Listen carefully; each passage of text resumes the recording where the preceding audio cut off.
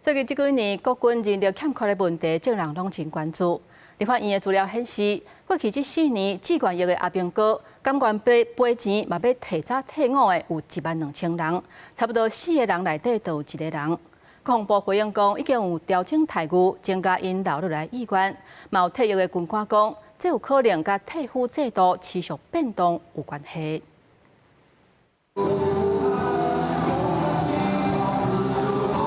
空军官校体现音乐才华，国军嘉年华，唔那互全国国防向伊卡定紧，特别吸收新人做兵。毋过，立法院有善中心报告，过去4年无服完役期提早退伍的志愿役士兵有12000多人，差不多是同期少的人数的1/4，应该赔偿的金额8.9亿。今年4月份起，分别调整自愿役加级等5项薪资待遇。迄今整体变现比为79.2%。